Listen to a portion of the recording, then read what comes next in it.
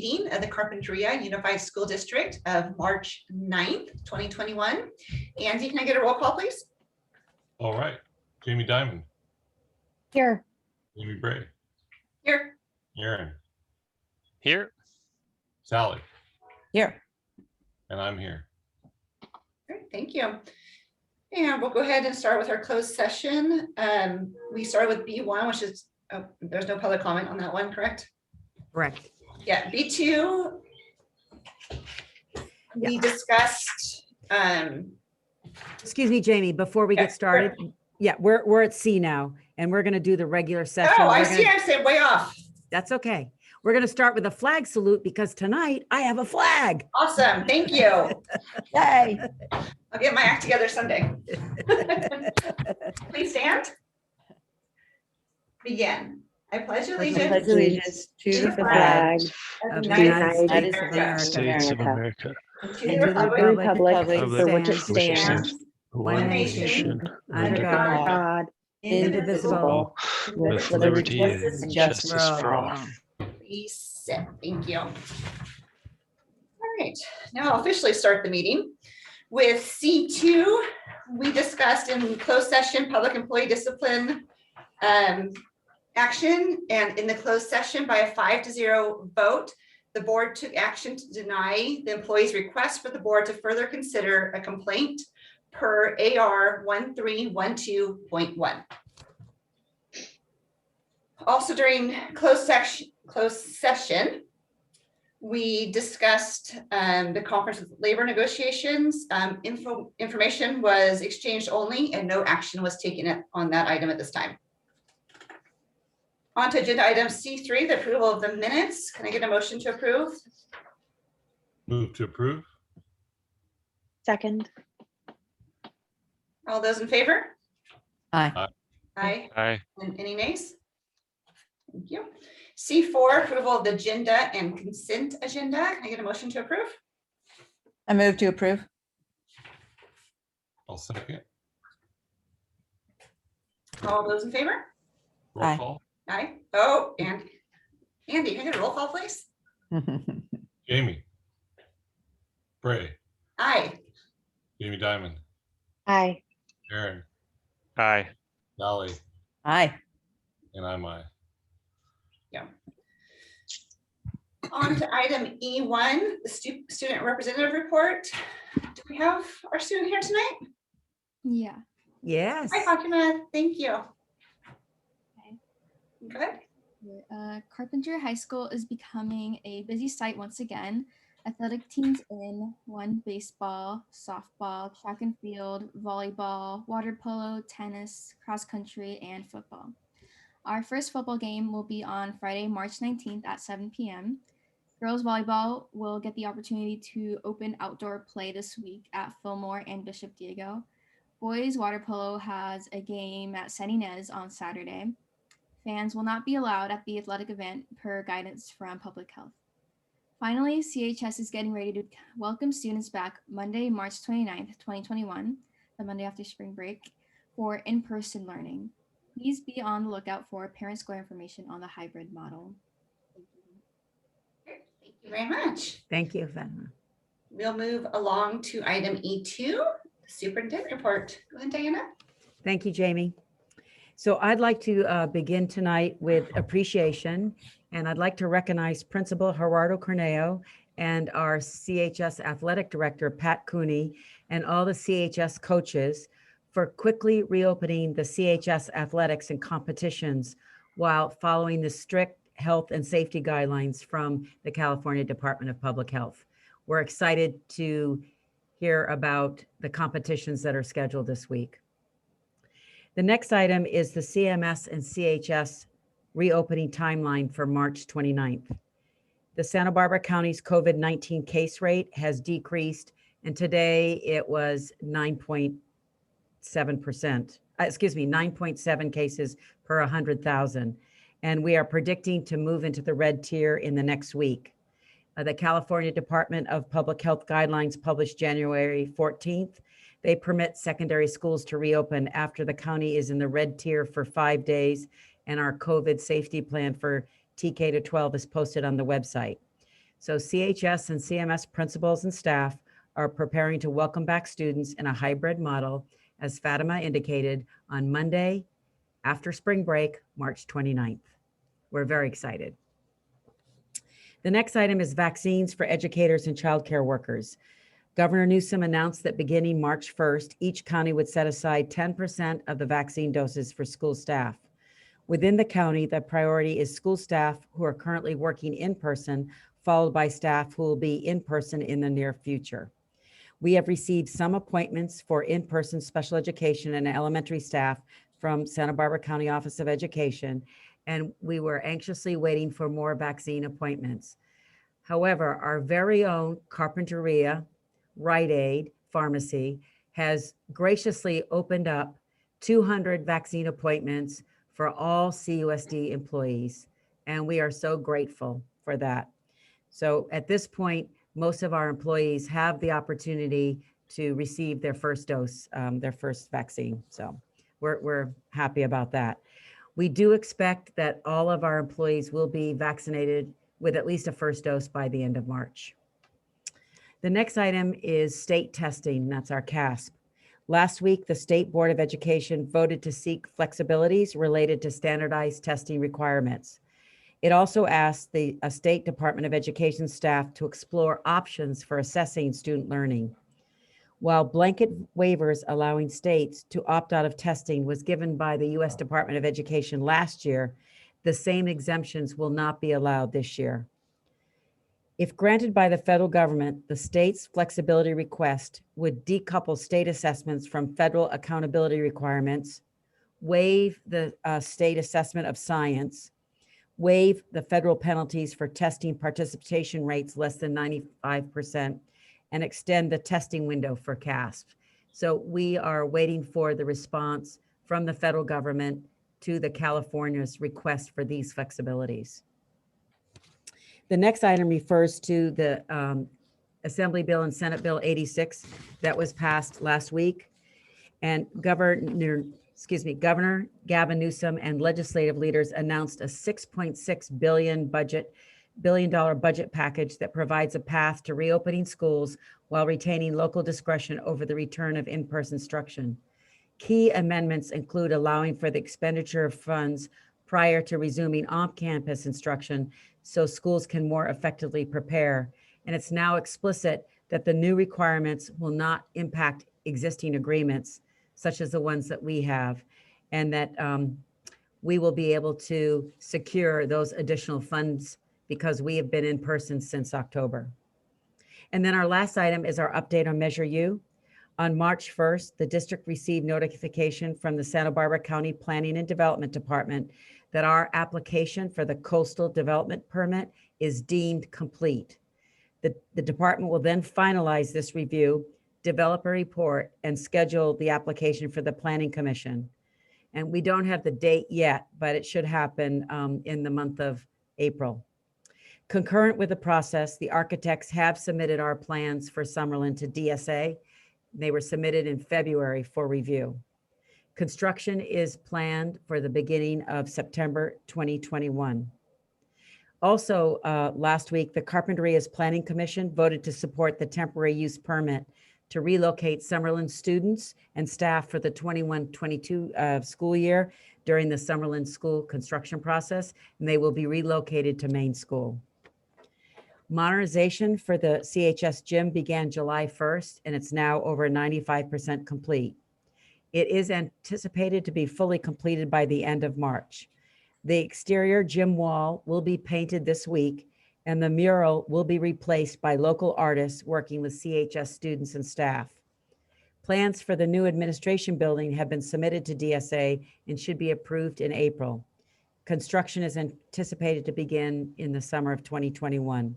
Also, during the summer, we will begin the phase 3 modernization for Aliso. And then I would like to remind you that Measure U team will be bringing the project update to the board in April. Thanks. Thank you, Diana. Do we have any idea yet how much our district's going to get from the ABSB 86 package? Not yet. We haven't announced how it's being distributed yet? Yes. Distributed yet? Okay. It will be, well, I guess I could say, it will be in the millions, wouldn't you think, Maureen? Could be. Probably maybe $1 million is my guess, but we'll have to wait and see. They don't have anything per pupil out yet. Okay. All right, thank you. Anybody else have any questions on the superintendent report? Great, thank you, Diana. We have no public comment this evening, so I'm gonna move on to F, board policies. F1, board policy administrative regulation exhibit 6161.1, selection and evaluation of instructional materials. We are being asked to approve the first reading of BP, AR, and E 6161.1, selection and evaluation of instructional materials. The governing board desires the district instructional materials as a whole present a broad spectrum of knowledge and viewpoints, reflect the value, society's diversity, and enhance instructors' ability to educate all students through the use of multiple teaching strategies and technologies. The board shall adopt instructional materials based on a determination that such materials are an effective learning resource to help students achieve grade level competency, and that the materials meet criteria specified in law. Textbooks, technology-based materials, and other educational materials shall be aligned with academic content standards and the district's curriculum to ensure that they effectively support the district's adopted courses of study. Can I get a motion to approve? Move to approve. And a second? I second. All those in favor? Aye. Aye. Can I ask a question? You can. Okay, so when I was looking over it, the current policy just says one of the changes from the current to the SBA recommendation. It says the sufficiency of the district's textbooks and other instructional materials. That's for the public hearing on sufficiency of materials. The new one is actually pretty specific. So would that limit us to only the things stated versus where currently it says and other instructional materials, which is a much broader term? No, the Williams Act governs the sufficiency of textbook and all teaching materials. So we have the Williams Valenzuela quarterly report that you vote on every quarter. And that is where we are, that we have affirmed that we have adequate instructional materials for students. So it's all instructional materials, textbooks, technology, software, all instructional materials. The new proposed, the SBA sample, it's specific. It says these are the things, whereas ours just says or other instructional materials, which is more broad. I just wanted to make sure, sorry, I don't want to hold things up. I just thought it was kind of funny that it was actually almost limiting to those stated items versus giving us more leeway. Yeah, I don't think that's the intent. It says the sufficiency of the district instructional materials, including, and it just lists them. But I think the intent is to be more aligned with the Williams Valenzuela report. Just wanted to make sure we weren't limited to Yes. that. Yeah, That's all. Thank you. Thanks. Yeah. Aye. All right, were there any nays on that one? Great, thank you. F2, board policy and exhibit 9323.2, actions by the board.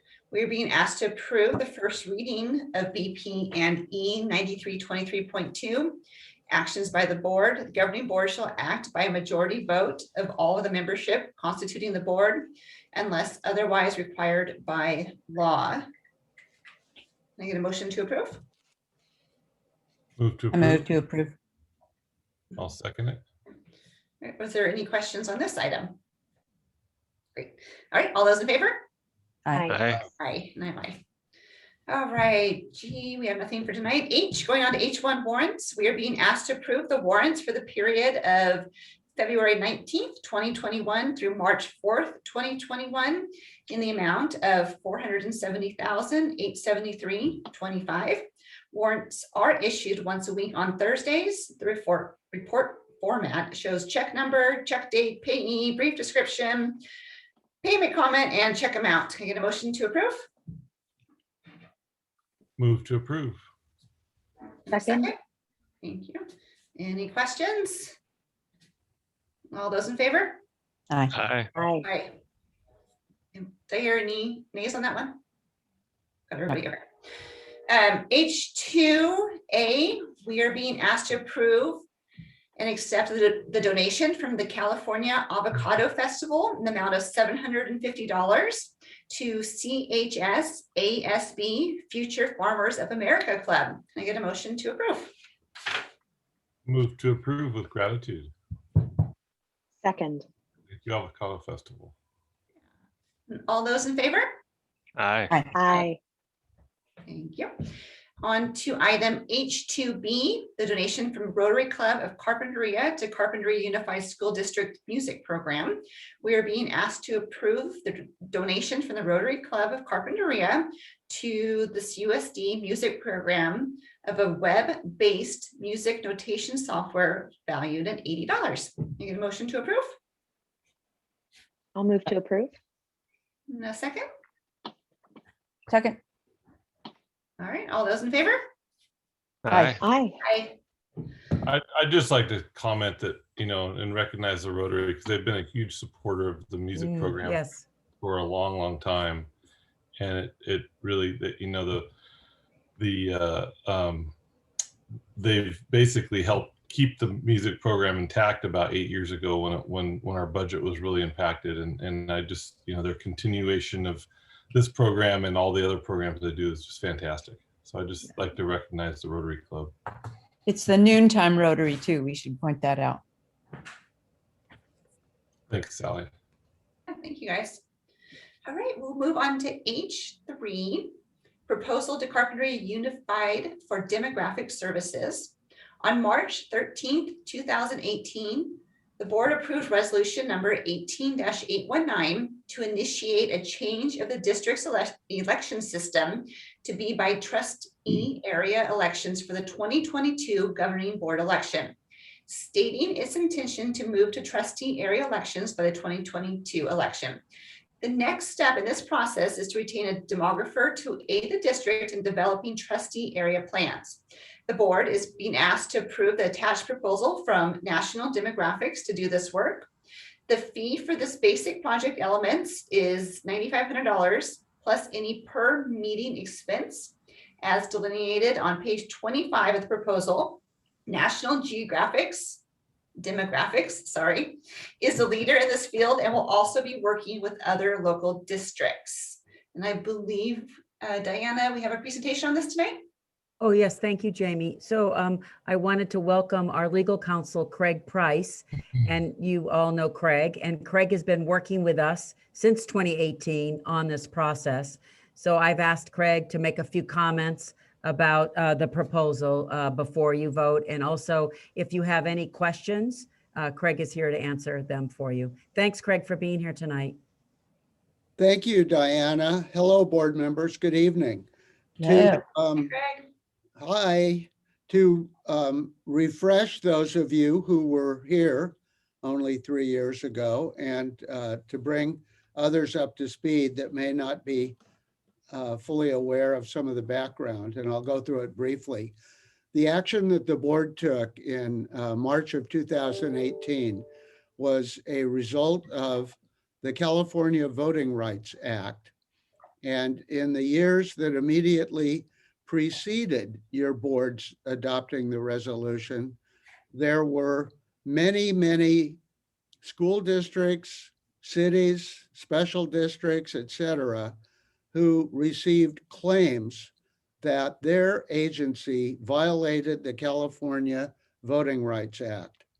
As a result of those claims, there was a great deal of litigation that ensued and a great deal of money that was spent by school districts and others in defending those claims.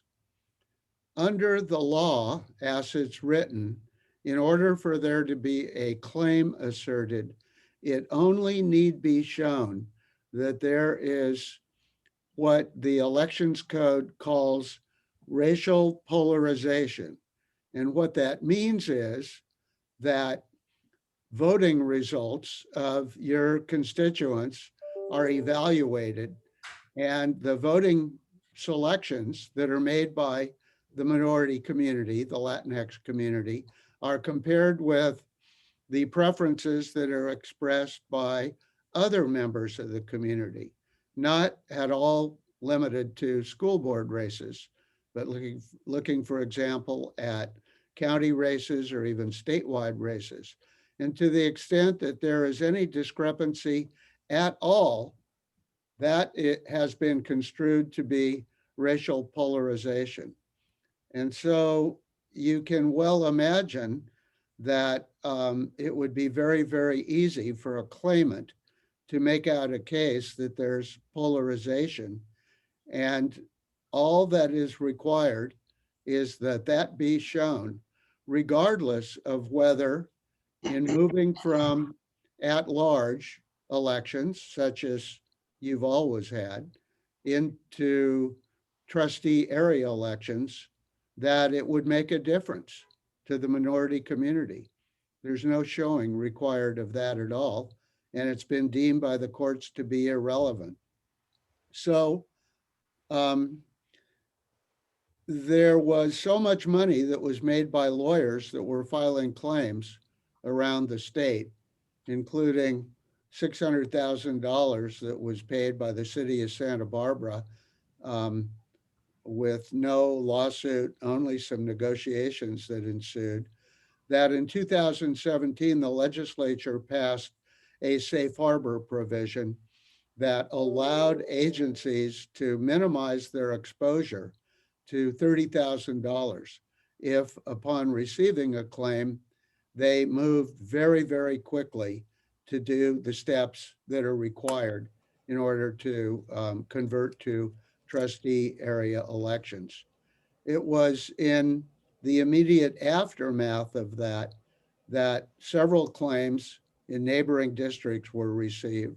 And some districts, such as yourself in Santa Barbara Unified, decided that since it was virtually inevitable that you would receive a claim, that the district would go ahead and adopt a resolution, avoid adverse publicity that did result to some neighboring jurisdictions, and agree to move to trustee area elections, but not until after the 2020 census, because trustee areas are drawn based on the previous census.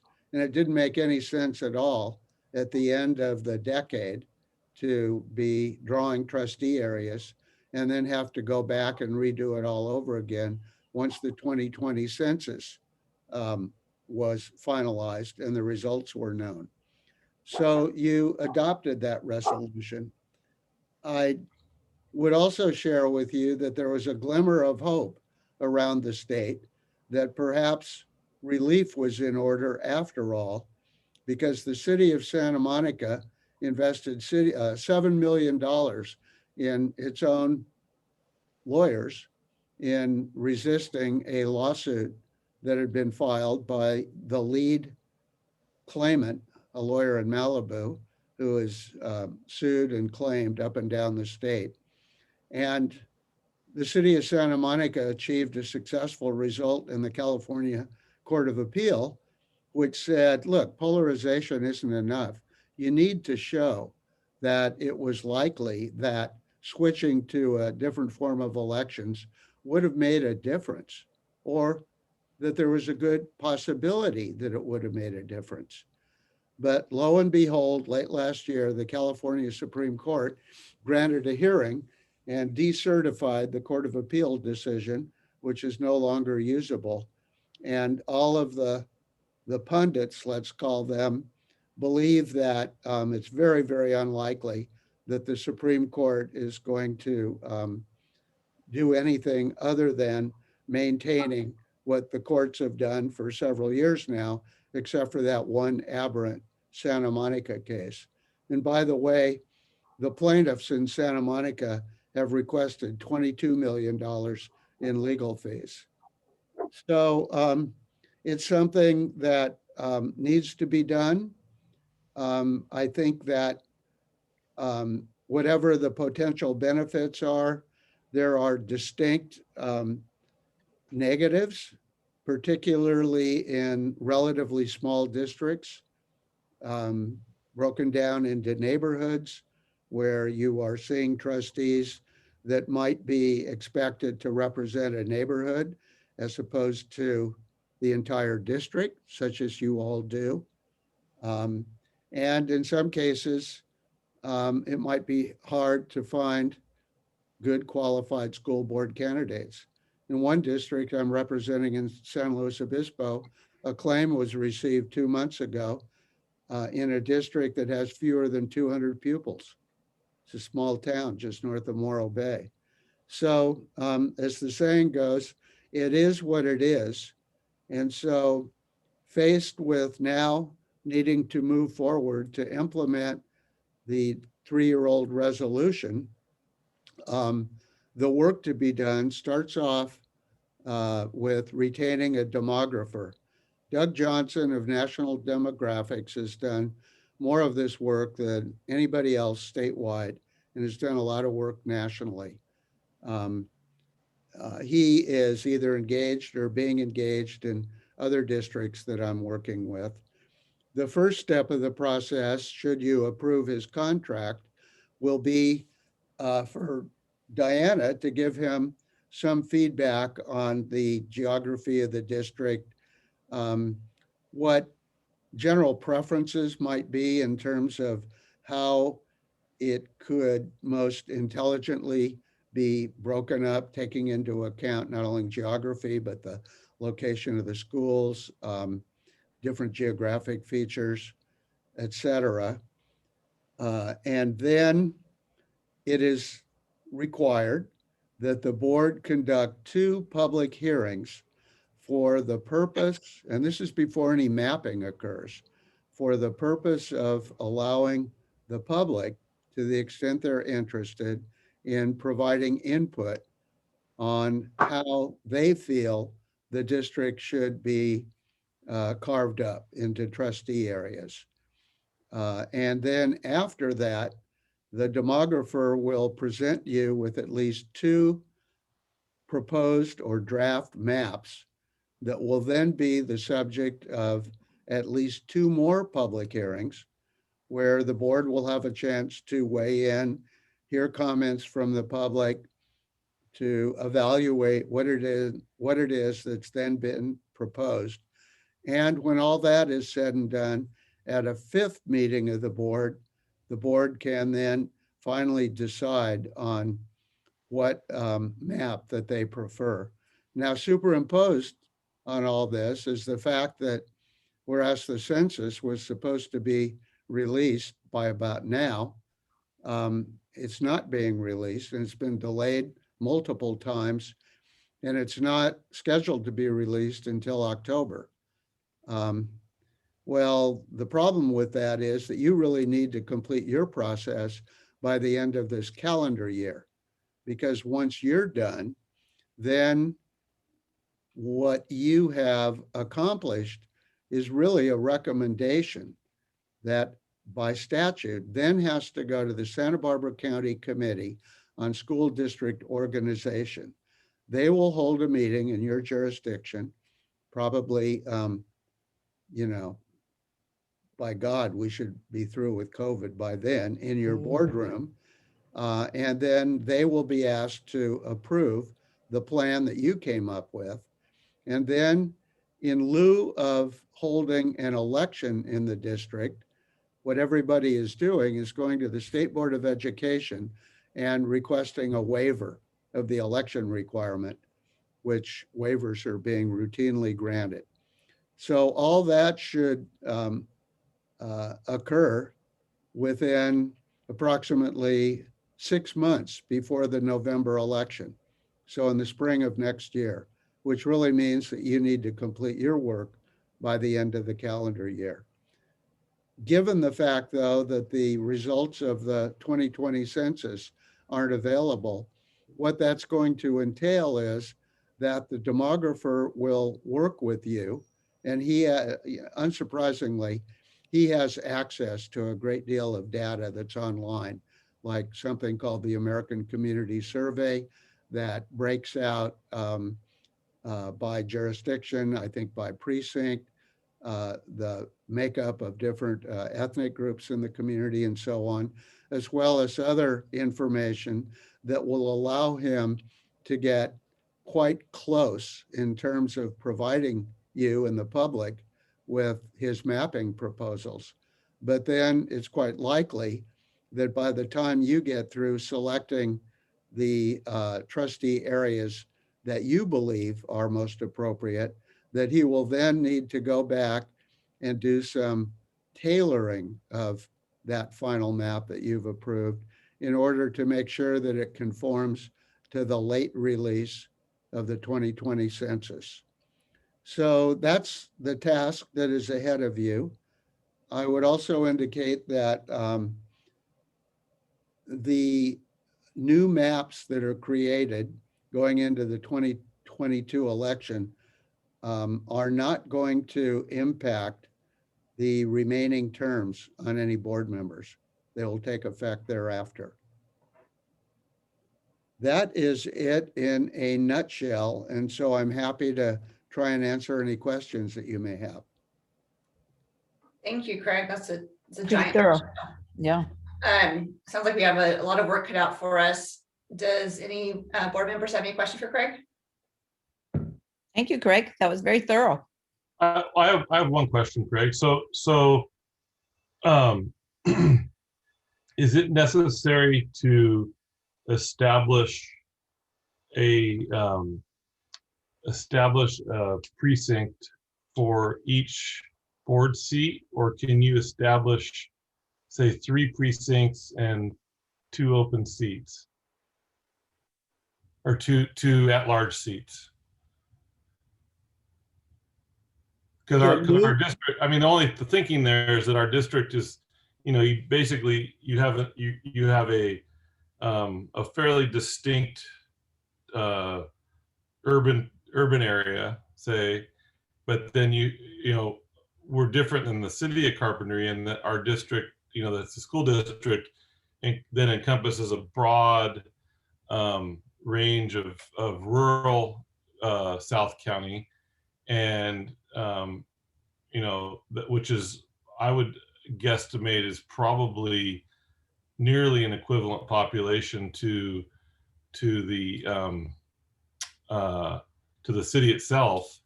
And it would be difficult from a mapping perspective, because I kind of looked at it a little bit, to divvy it up with, other than just, dividing it into fifths. I'm just curious if you could do that. Excuse me, Summerlin is already a trustee area, so it's only 4. Summerlin is already a trustee area, Summerlin? Yeah, but Summerlin would probably have to be enlarged just from a demographic. I mean, if you're going to be equal population wise. I don't think we touch that, right? Oh. Right, Craig? I don't think we can, it's already a designated trustee area. I don't know. That's a good question. Well, it is a very good question. I've thought about that a little bit, and I don't have a clear answer for you or Andy. But my belief is that in moving to trustee areas generally, that there has to be some flexibility involved, absent, taking a move which your board would never move, that would be seen as somehow handicapping opportunities for your minority population to elect trustees.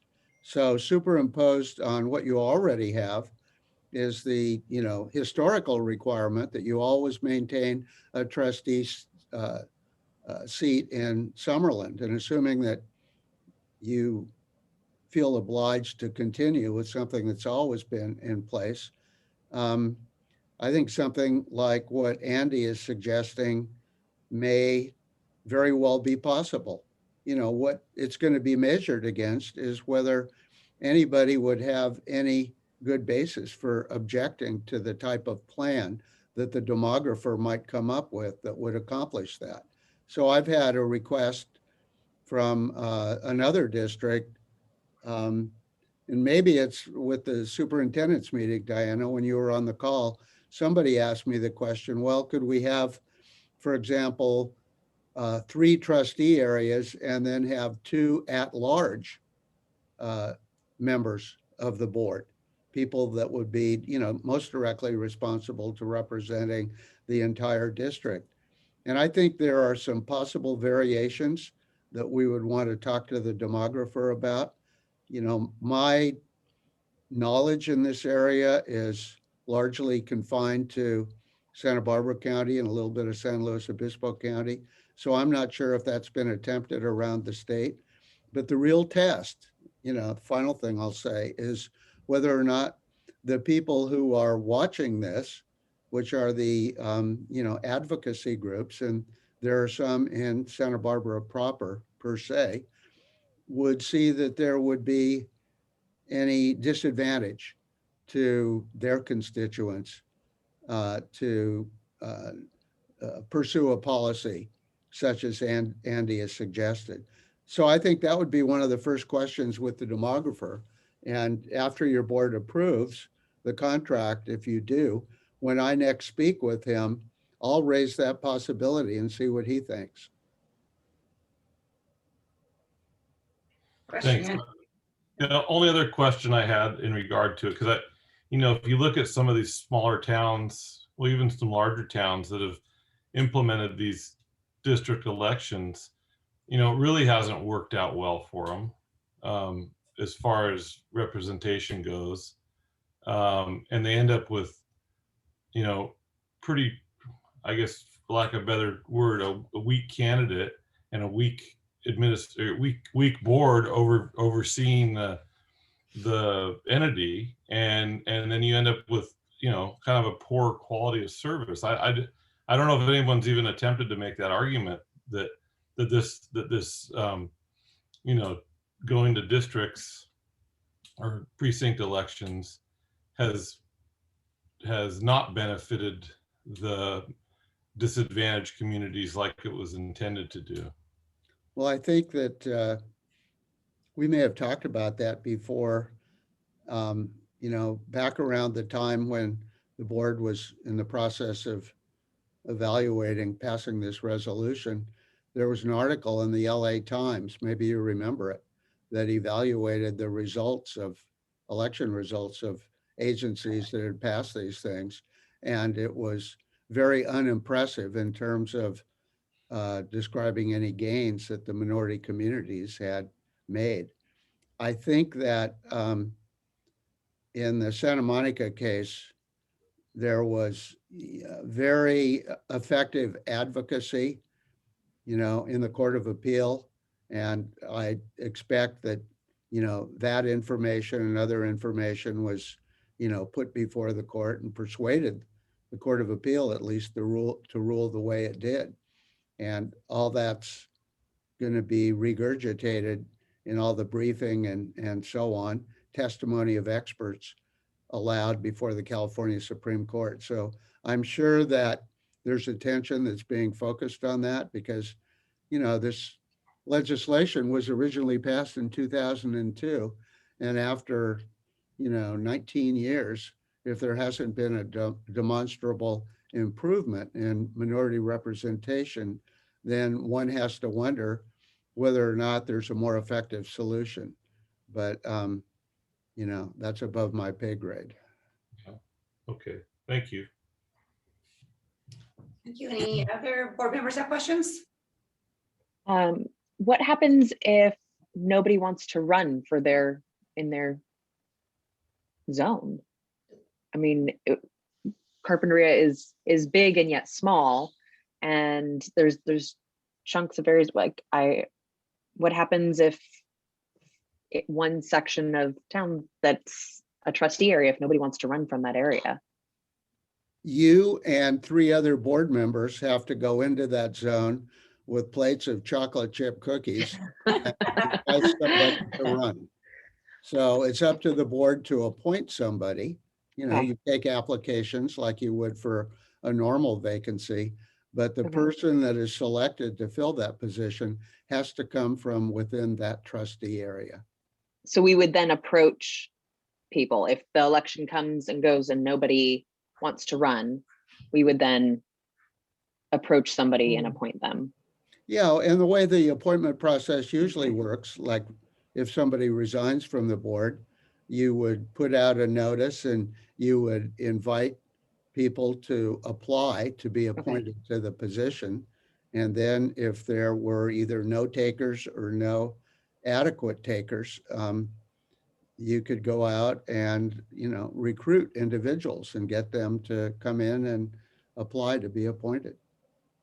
Okay. Well, And you're putting your finger on what's really going to be a serious problem for smaller districts. Well, that also becomes a 2-year position then, and then it doesn't become a full-time position until the next that seat, the date. So 4 years from that date, if you didn't have someone run for it, basically you have 2-year elections, right, Craig? Right. And then it doesn't become a 4-year position until that next election, and you hope. So I just think for small areas, it's I don't think it works out well. But There's only 2 districts on the South Coast that haven't initiated making the move, Montecito and Cold Spring. They have not received a claim letter. And if they do, then they'll need to take advantage of the safe harbor, which limits their exposure to $30,000. But the problem is that there's such a tight time schedule, like I described, that, I don't know what somebody would do if a claim didn't come in until November or December. Anyway, that's not your problem. Any other questions for Craig? Okay, great. I'm gonna go ahead and ask for a motion to open up this proposal for the demographer. I get a motion to approve? move to approve this contract as presented. Need a second? I'll second it. Second, Sally. All right, is there any other further questions or discussion from the board in regards to this proposal? All those in favor? Aye. Aye. Thank you. Moving on to H4. Thank It's a you, 20 Craig. Yes, Excuse me, I thank just you very wanted much, to Craig, thank as you. always. Yes. See you. Good night. Good night. Thank Aye. you very much. All right, moving on to H4 is the 2021, the 2020 and 21 second interim report. The board is being asked to approve the second interim report, AB 1200, which requires that budget and financial data are reported at periodic intervals throughout the year. AB 2756 requires the superintendent and chief business officer to certify that the district will meet its financial obligations for the current and 2 subsequent, I cannot say that word, years. Both AB 1200 and AB 2756 require certification of affordability through the collective bargaining process. Maureen Fitzgerald, Assistant Superintendent Business Services, we'll be providing us a PowerPoint presentation for review of the attached documents. Maureen, please take the lead. All right, I'm going to share my screen.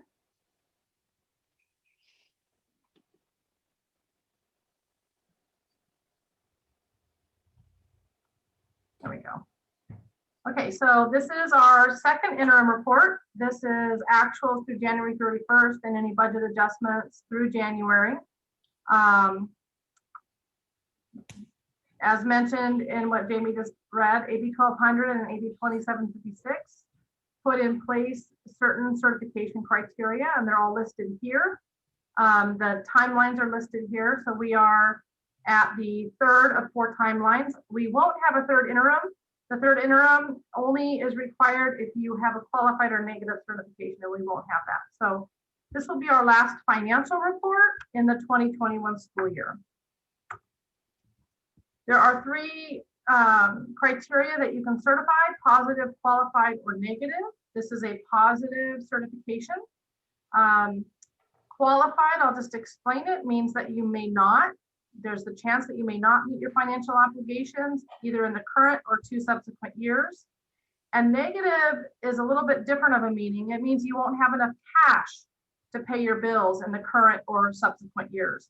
So they're quite serious qualifications, and we've been positive for some time. The reserve levels under AB 1200 are set by your population of ADA. We are a 3% reserve district with the range from 1,001 to 30,000. So I'll dive right in. This is a slide that you've seen before. It hasn't changed our property tax assumptions. The blue bar is our current 2021 projections, and the 3 orange bars are our 3 subsequent year projections. We have averaged a little over 5% every year. This year it is about 5. It's estimated to be about 5.8 over prior year, and we're estimating and averaging about a 5.2 in ongoing increases. So I'm going to dive right into the revenues. Second interim versus first interim that you saw in December. No real changes here other than our state revenues. Mandated block grant is a per ADA grant that's adjusted around second interim as the ADA is certified from prior year. And then lottery. This is one of those, I would say, residuals from the budget adoption process, not knowing due to the pandemic how lottery sales will be. So we received in January, late January, our first quarter lottery projections for the year, and they are pacing higher, or I would say they're not low. They aren't decreased or reduced. So we're reinstating a projection that would be normal. We reduced it at the adoption, so this is kind of reinstating that reduction. So overall, we're increasing revenue by $72,772. Not a lot of change. Our expenditures, however, you're going to see kind of a lot of back and forth in and out. I'm going to go straight to the bottom box because there's a lot of adjustments that happen between categories. 2 major changes in this budget on the expense side, and that is an increase in legal services. The budget increased by $360,000 projected through June, and an increase in our grounds budget of just under $30,000. Grounds, we've done extensive tree work, sprinkler work, irrigation repair, landscape repair. School's been closed. We've kind of taken advantage of that opportunity. The majority of this increase is in tree work around the district. Tree work is really hard to do when kids are on campus. The legal services went up significantly for a couple of reasons. Our adopted budget for legal services was about $256,000. It has increased to about $616,000. So it went up quite a lot. The majority of this increase is due to 3 basic factors. We had a PERB hearing that is not concluded yet. And to date, we've spent about $140,000 alone on that PERB hearing. We have been bargaining our reopening plan. And while we talked about opening secondary and having that at the table right now, we spent about, just without, just on the reopening issues alone, about $85,000.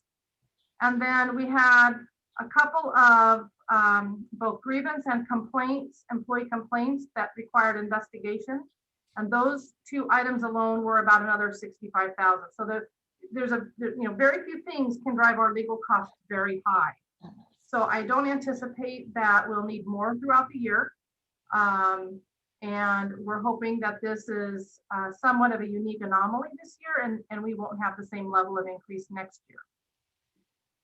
The third line is the reduction of unspent funds to cover some of that legal increase.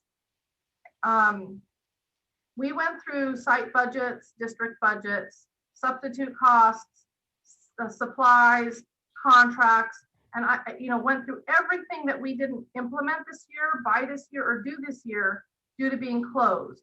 So the budgets were reduced, anticipating a late opening in the fall, and then we didn't open in the fall. Now we're opening late in the spring. So I'm able to kind of like sweep some of that savings to help offset the increase of these legal costs. I'm using all of the $72,000 in new revenue, and I'm adding that back up into the legal. So it's kind of like this shell game that I do to make sure that it minimizes the impact of our fund balance. Putting it all together, you can see that basically from first to second interim, the bottom line did not change at all. The increase in revenues was increased in the expense side, and the components changed slightly. The reserve level changed slightly because the reserves are calculated on the expenditures, which went up a little bit. So it's pretty even. This is a snapshot. You see unrestricted next to restricted. That makes up the total general fund. Again, not a whole lot of significant change. Than you saw in first interim, and the reserves are still just under 8% in the current year. This takes the full budget, first and second interim, and adds actuals through January in the blue column. I'll point out just a couple of things that may look odd here. The federal revenue received at 72%. That's almost entirely all CARES Act money. We haven't received most of our federal revenue as far as IDEA and special ed or Title I at all for this year. And here we are in March.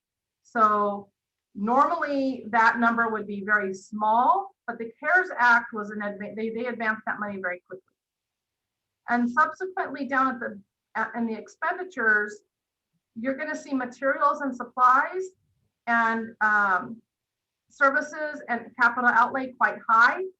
That again is because of the CARES Act spending that we did early in the year to get ready to open schools. So it doesn't mean that we're outpacing our budget. It just means that we had some very intentional spending with that restricted money. The unrestricted side, if I were to break this down, is pacing just fine.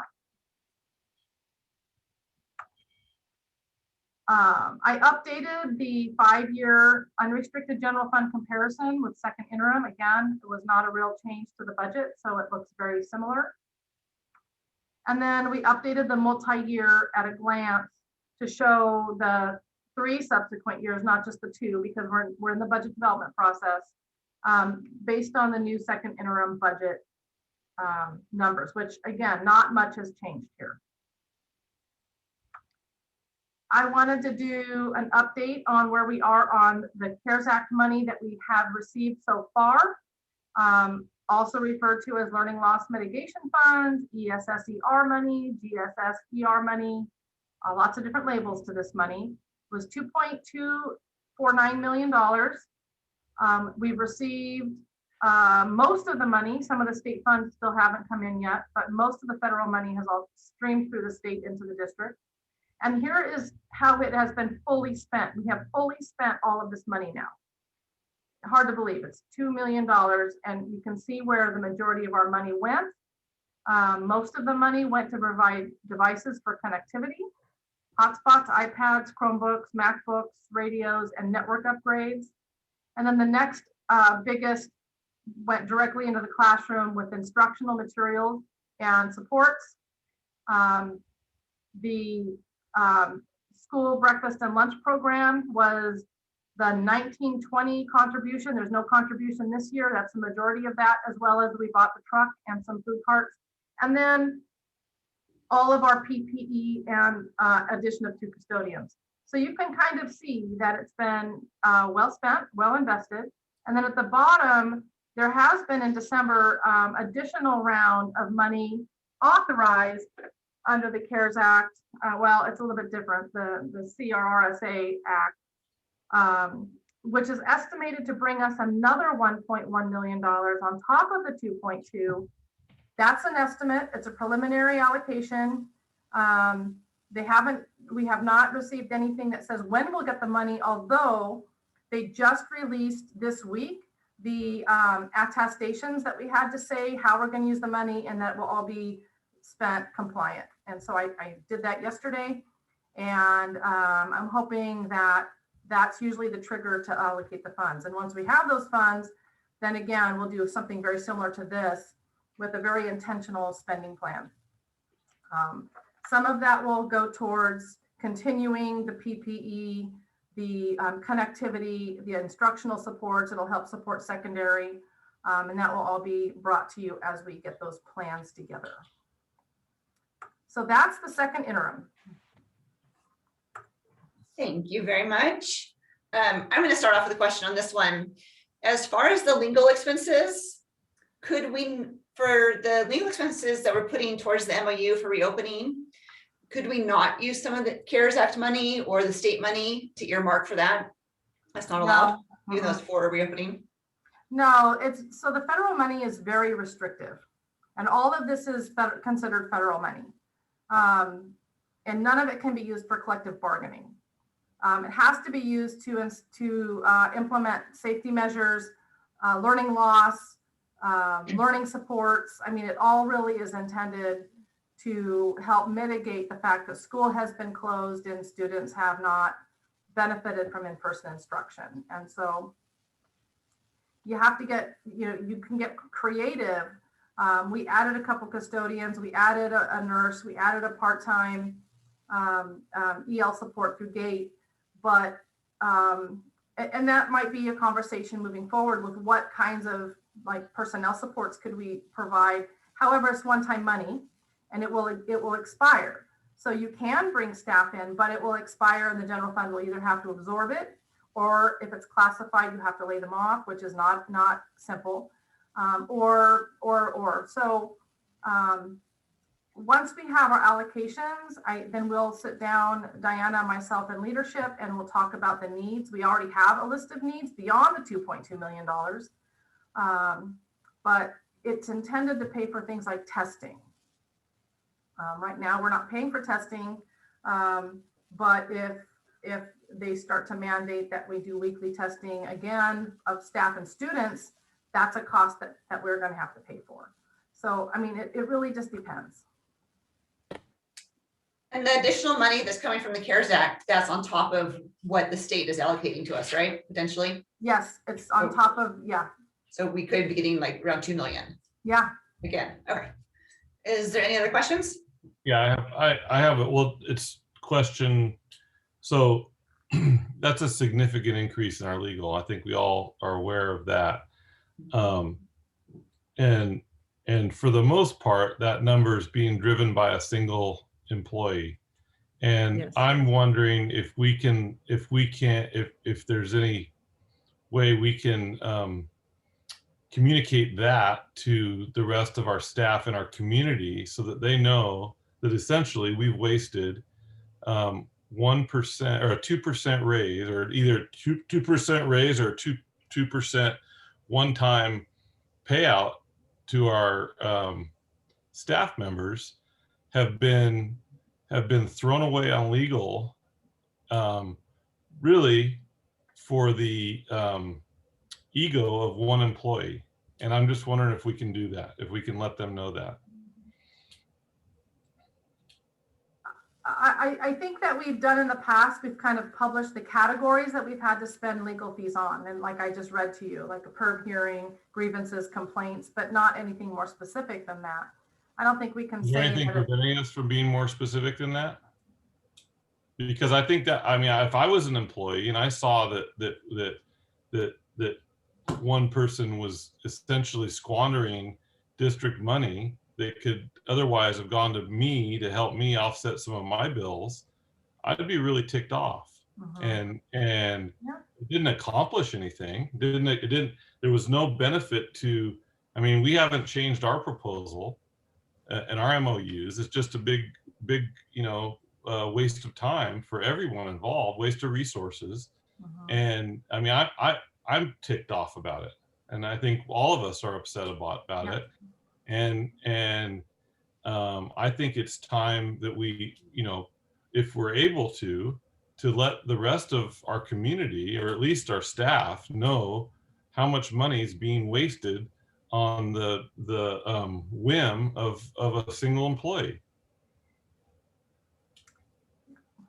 Yeah. So if we can do that, let's do it. If we can't, then we can't.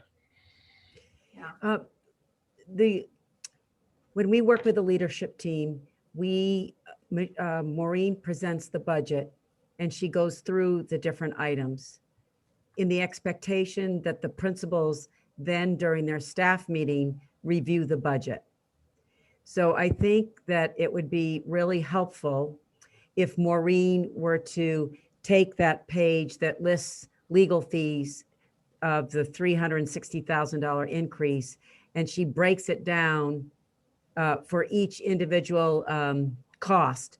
And the principals then presented it to their whole staff as part of the budget update. I think that that would be very explicit information without focusing on individual employees. But it's really clear. You say X amount was spent on a PERB hearing. The employees know what the PERB hearing was about. X amount was spent on employee discipline. Then the staff members know what that's about. So I think that we can make sure that everyone is aware of what that $360,000 increase breaks down to. And I think that that's a good point, Andy. I think you've made a good point that everyone should be aware of why the legal fees increased. You know, what is behind those expenses, not just as a lump sum. Yeah, well, I mean, if we derive some benefit or there was some great improvement to the district as a result of it, it'd be one thing, but we didn't accomplish anything. It didn't benefit anyone. It benefited one person. I don't know how it benefited them, but it benefited them. And it took away all that money from everybody else. Right. And it's just not fair at all. And I think if we help our staff understand, you have to give a context. I think most of our staff would not know that $360,000 is pretty close to a 2% salary increase for everybody.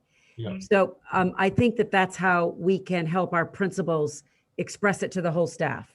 We've had an increase of legal fees, which is comparable to a 2% increase for salaries. So if we didn't spend it on the legal fees, we could have spent it on perhaps salary increases. And let me explain what those increases were in 1 year, why we had to increase in the legal expenses. Let me itemize that for you. Yeah. So if the principals then were to talk to the whole staff and make sure that the information is very transparent, then I think that's a good place to start so that everyone knows why our legal fees increased. Good plan. Yeah, I'm sure you can come up with a creative way to present it. I just think if we can do that, I really advocate for it because we need to put a stop to it. It's completely unacceptable. And I think we have to be very transparent about what's driving the cost. Yes. I think that's the key, is the transparency. Yeah, absolutely. I agree. I agree too. Good job, Andy. We did have some increased cost because of the fact that we were, because of COVID and FFCRA leaves were so unknown, and there was so much going on between, all of that. It wasn't all associated with no, that's not part of what I just mentioned. But the lion's share of it was. The lion's share all had to do with, you're right, Andy, the behavior of one, if not a few, maybe 3 or 4 people. Mm-hmm. Yeah. Mm-hmm. I do think that's a good point about discipline. I do think that the 99% of staff should know what 1% of staff is costing them in terms of bad behavior and having to be disciplined. So I think that's another good point. Thank you. Thank you. All right, any other questions for Maureen? All right, I'm gonna ask for a motion to approve the second interim report. I'll move to approve. Can I get a second? Second. All right, all those in favor? Aye. Aye. Thank you. Thank you. Don't close your screen, Maureen. We got you again. We are moving on to H5, the 21-22 budget development presentation. Yep, I'm gonna Get reshare. ready. We are going to be reviewing this year's budget, presented once again by Superintendent Business Services, Maureen Fitzgerald. Take it away. I will, I'm gonna kind of go through these quickly because you don't need to see them again. A lot of them are just the same slides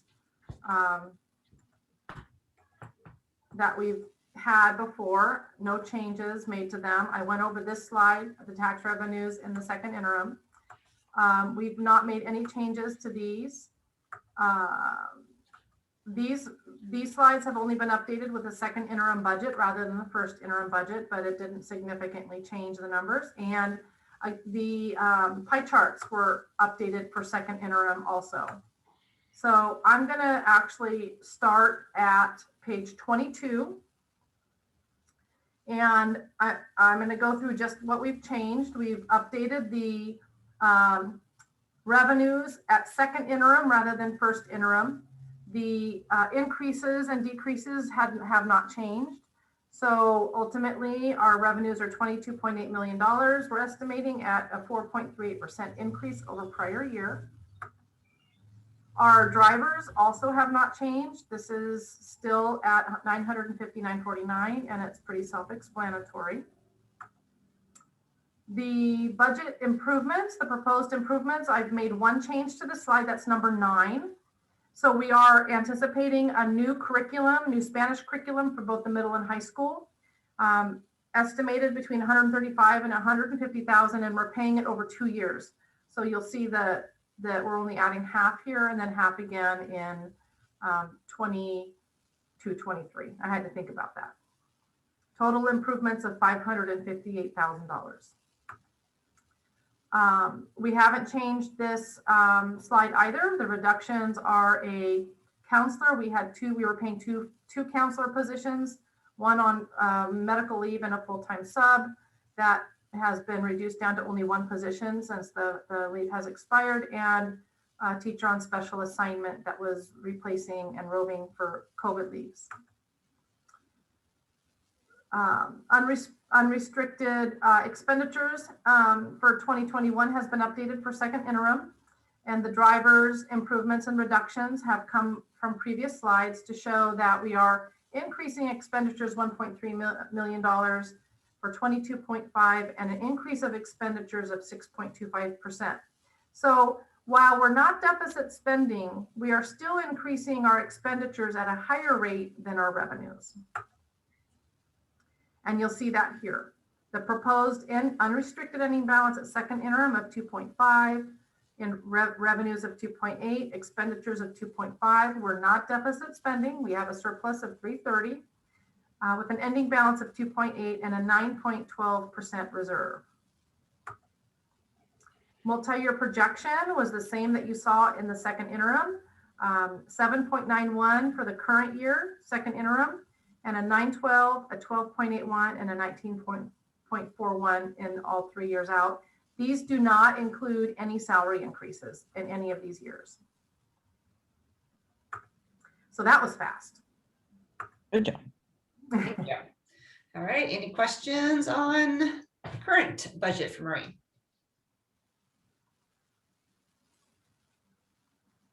Well, I just want to say I'm super happy to see the reserve balance so high. It was It's great. it was hard there for a couple of years, so that's quite a nice change. Out of the ashes rose the flower kind of thing. Yeah. So I'll just take that. So thank you, Maureen. You'll recall that we made some significant cuts Mhm. in the previous years. And now that we've had some increase in revenue through our property taxes, we're able to add those positions back. Notably, the social studies in the high school, the science in the middle school. So I just point that out because at the time that we're cutting, it's very challenging, but it is a process in which when we do have the increased revenue, we do look to add back those positions that we had. Right. All right, I need a motion to approve Maureen's presentation I move to approve. Actually, we're not approving it yet. No, I didn't. Never think- Sorry, no. we're not approving it yet. We're still developing Ellie? it and asking questions about it. Yeah. She unapproves it. Okay, Unapprove. yeah. Thank you for your information. We really appreciate it. Okay, we're gonna move on to Measure U items. We have I1, which is acceptance of completed contract Rincon High School administrative and classroom building modernization. The Student Success Center with McGillivray Construction Incorporated. We are being asked to, what's the price of this one? $1,799,743.75 being paid by Measure U funds. Can I get a motion to approve? Move to approve. I'll second that. Any questions? All those in favor? Aye. Aye. It is a beautiful building and it's really well appointed. So I look forward to scheduling an in-person tour in April so that you all can see the Student Success Center as well as the gym. I'm looking forward to that. That's always one of my favorite things, to get out there and see what's going on. All right, we're moving on to I2, approval of services with RJ Carroll and Sons Incorporated at CHS. We're being asked to approve the services provided by RJ Carroll and Sons in the amount of $14,274.72 paid with Measure U funds. Can I get a motion to approve? Move to approve. Approve. Do I hear a second? I'll second it. Thank you. All those in favor? Aye. Aye. Aye. Thank you. On to J1, personal summary. We are being asked to approve the attached recommended personal items. We have 2 personnel resigning and some spring coaching assignments. Can I get a motion to approve? Move to approve. I'll second. All those in favor? Aye. I am aye. On to J2, I'm going to open a public hearing to receive input on the certificated openings for the 2021 to 2022 school year submitted by the Carpinteria Unified School District to the Carpinteria Association of United School Employees, cause local 2216. The board will receive input and the president will close the meeting. I'm going to go ahead and open the meeting now. Do we have any comments on this one? Nope. We're going to close the meeting. Moving on to J3 is the initial proposal from the Carpinteria Unified School District to the Carpinteria Association of Unified School Employees certificated 2021-22 school year. We are being asked to review the attached initial proposal, which will be presented to cause by CUSD. And I can get a motion to approve. Move to approve. I'll second. Does the board have any questions on the attached presentation? All right, all those in favor? Aye. Aye.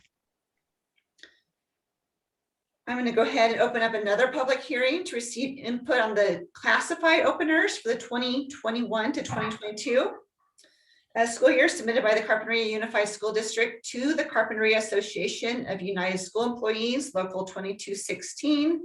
And the board will then receive input and we'll close the meeting. So I'll go ahead and open the meeting now. We have no comments on that tonight, so I'll close the meeting. And we'll move on to J5. The board is being asked to review the attached initial proposal from the Carpinteria Unified School District to cause for the classified 2021 to 2022 school year. Fiscal implications are yet to be determined. Can I get a motion to approve? Move to approve. In a second. Was there a second Second. already? Thank you. I'll second that. Jamie, they're both the same. Do you want to read the or you want me to read read them just so everyone listening can hear what they are, what the basically the proposals are? Yeah, if you want to do that. So the for this one, number one, the core principles build a positive and cooperative process for bargaining in our overall relationship. Number 2, support teaching and conditions for student learning. Number 3, generate positive community support for CUSD. Number 4, recruit, hire, retain, and provide competitive wages and benefits for employees. Number 5, maintain fiscal sustainability to support long-term high-quality services. And then Article 6, the parties will negotiate a fair and equitable salary adjustment. Thank you. All right, did I ask for approval on that one yet? Yes, you got your second. Give me a second. Okay, all those in favor? Aye. Aye. Aye. Okay, we're going to go ahead and move on to board announcements. Do we have any board members who have board-related items they'd like to discuss this evening? Yes, so at our last meeting, I missed the opportunity to report out. We had the district and city joint meeting about 4 days previous to the previous school board meeting. Andy and I, as well as Diana, were present, and the main topic was traffic safety, kind of picking up where we left off last year about this time. So they reiterated that at the high school crossing at Foothill, a hawk system is being installed. And then at Reynolds and Carpinteria Avenue, where Reynolds crosses Carpinteria Avenue, that current crosswalk is going to get the flashing beacon installed, which is going to be great. And then Carpinteria Avenue and Palm, they're going to put in a hawk system there as well at the T. So the part that crosses Carpinteria Avenue. So that'll increase safety quite a bit for our students once those are installed. It is going to take about a year, I believe, is what they said, for them to actually happen, but that's going to be great. They are working to increase patrols for when school starts back again, just to get people, the commuters that have gotten used to not having students in the morning and throughout the day, just to slow them down and make them aware.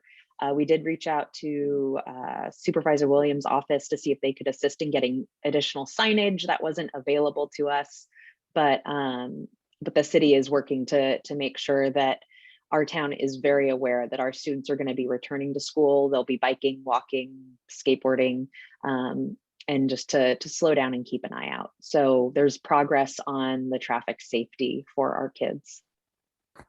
Can you elaborate for me what the hawk system is? So currently there's one that I know of in our area. It's in Goleta, in Old Town Goleta on Hollister Avenue, by the community center and the Wendy's. It crosses right there. So it's a light system that when the button is pressed, it blinks yellow for a little bit and then it goes solid red, or maybe it blinks red, it blinks yellow, blinks red, then goes solid red, I believe. And when that happens, it gives everybody time to slow down and stop for the people to cross. And then it's solid red for a good amount of time. So that way students, enough students can cross until it goes, lets traffic flow again. So it's big, it's up high like a traffic light would be, so they can see it from a distance, especially on Foothill. So as soon as they come around that corner, they'll be able to see it and have enough warning. And same on Carp Avenue. So it seems like it's working well where it's at in Goleta. I've used it a few times myself. And so it'll definitely take some getting used to. I think there's definitely a learning curve with it because it's not something people are familiar with, but I think we can get the hang of it. I'm sure we can. All right. Any other announcements from the board? All right. Board calendar, Monica, what's on our agenda? Measure U update coming up, looks like. That is correct. We will have the Measure U update on the first meeting in April. Remember, we only have one meeting in March, which is this one. So our next meeting will be April 13, and that's when we will have the Measure U update. And we will continue with the budget development. Great. Thank you very much. Thank you. Then I'm going to go ahead and adjourn tonight's meeting, and we will see you all in April. Thank you. Thank you. Thank you, everybody. Right.